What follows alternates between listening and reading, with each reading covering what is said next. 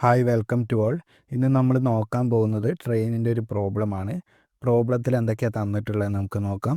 ഇവിടെ കൊടുത്തിട്ടുണ്ട് 2 train P and Q. അതിൻ്റെ രണ്ടിൻ്റെ ലെങ്ത്തും തന്നിട്ടുണ്ട്. അപ്പോൾ നമുക്കതൊന്ന് എടുത്തെഴുതാം.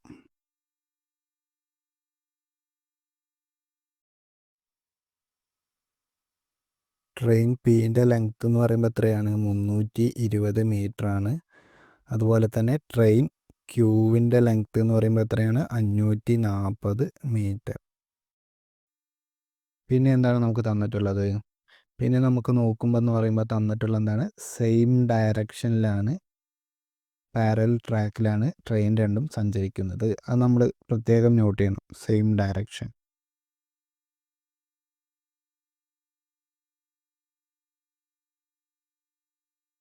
അത് കഴിഞ്ഞിട്ട് എന്താ തന്നിട്ടുള്ളത്? 2 ട്രെയിനിൻ്റെയും സ്പീഡ് തന്നിട്ടുണ്ട്. അത് കിലോമീറ്റർ പെർ ഹവറിലാണ് 2 സ്പീഡും തന്നിട്ടുള്ളത്. അത് നമ്മൾ നോട്ട് ചെയ്ത് വെക്കണം.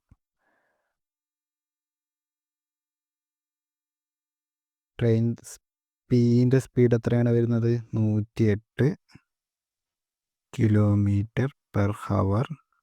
അതുപോലെ തന്നെ ട്രെയിൻ ക്യൂ എന്ന് പറയുമ്പോൾ എത്രയാണ് വരുന്നത്? 144 കിലോമീറ്റർ പെർ ഹവർ. പിന്നെ എന്താണ് തന്നിട്ടുള്ളത്? പിന്നെ ഒന്ന് തന്നിട്ടുണ്ട്, നമുക്ക് കണ്ടുപിടിക്കേണ്ട എന്താ? 2 ട്രെയിനും ക്രോസ് ചെയ്യാൻ ആവശ്യമായിട്ടുള്ള ടൈമാണ് നമ്മൾ കണ്ടുപിടിക്കേണ്ടത്. അപ്പോൾ നമ്മൾ കണ്ടുപിടിക്കേണ്ടത് ടൈം.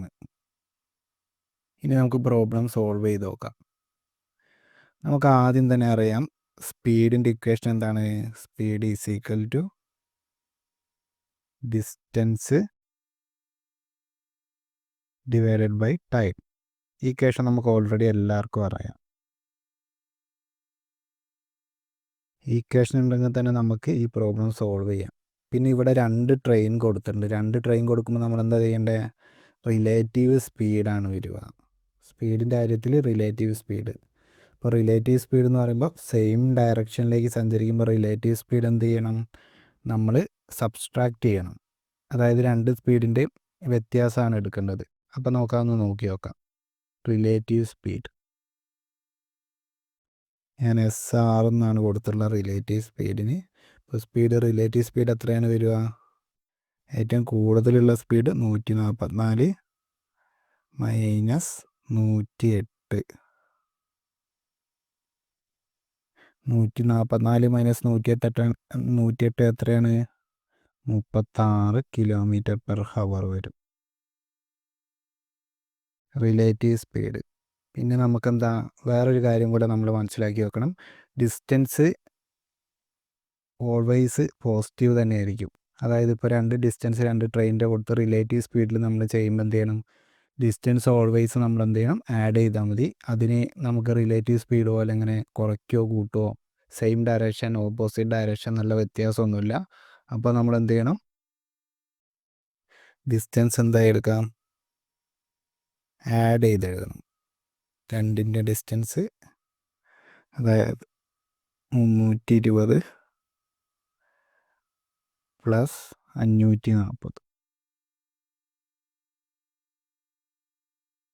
320 പ്ലസ് 540 എത്രയാണ് വരിക? 860 വരും. 860 ഡിസ്റ്റൻസ്. അതായത് എത്ര ദൂരമാണ്, എത്രയാണ് ട്രെയിനിൻ്റെ ലെങ്ത്ത് എന്നുള്ളതാണ് ഡിസ്റ്റൻസ്. അത് മീറ്ററിലാണല്ലോ തന്നിട്ടുള്ളത്. അത് മീറ്ററിൽ എഴുതുക. അപ്പോൾ അതൊക്കെ കണ്ടുപിടിക്കേണ്ട കാര്യങ്ങളൊക്കെ ആയിട്ടുണ്ട്. ഇനി നമുക്ക് ജസ്റ്റ് ഇക്വേഷനിൽ സബ്സ്റ്റിറ്റ്യൂട്ട് ചെയ്തിട്ട് ആൻസറിലേക്ക് എത്താം. റിലേറ്റീവ് സ്പീഡാണ് ഇവിടെ തന്നിട്ടുള്ളത്. ഇത് കിലോമീറ്റർ പെർ ഹവറിലാണ് തന്നിട്ടുള്ളത്.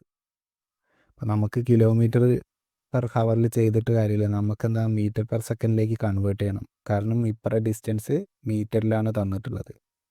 അപ്പോൾ എന്ത് ചെയ്യണം? നമ്മൾ 5/18 കൊണ്ട് മൾട്ടിപ്ലൈ ചെയ്തിട്ടുണ്ട്. എന്തായി? അത് മീറ്റർ പെർ സെക്കൻഡിലേക്ക് മാറി. ഈക്വൽ ടു ഡിസ്റ്റൻസ് എത്രയാണ് നമുക്ക്? 860 ഡിവൈഡഡ് ബൈ ടൈം. ടൈം നമുക്കറിയില്ല, ടൈമാണ് കണ്ടുപിടിക്കേണ്ടത്. അപ്പോൾ നമുക്കിവിടെ നോക്കുമ്പോൾ മനസ്സിലാവും. 36ൽ 18 എത്ര വട്ടം പോകും? 2 വട്ടം പോകില്ലേ? 2 × 5 എന്ന് പറയുമ്പോൾ എത്രയാണ്? 10. അപ്പോൾ 860 divided by T is equal to 10 ആണ്. അപ്പോൾ ടീൻ്റെ വാല്യൂ എത്രയാണ്? 860 ഡിവൈഡഡ് ബൈ 10. അപ്പോൾ എത്ര വരിക? 86 വരും. 86 സെക്കൻഡ്. ഇതാണ് രണ്ട് ട്രെയിനും ക്രോസ് ചെയ്യാൻ എടുക്കുന്ന ടൈം, 86 സെക്കൻഡ്. അപ്പോൾ ഇതിൻ്റെ കറക്റ്റ് ആൻസർ എന്ന് പറയുമ്പോൾ ഓപ്ഷൻ 1 ആണ്. ഈ ക്വസ്റ്റ്യൻ എല്ലാവർക്കും മനസ്സിലായെന്ന് വിചാരിക്കുന്നു. Don't forget to like and subscribe.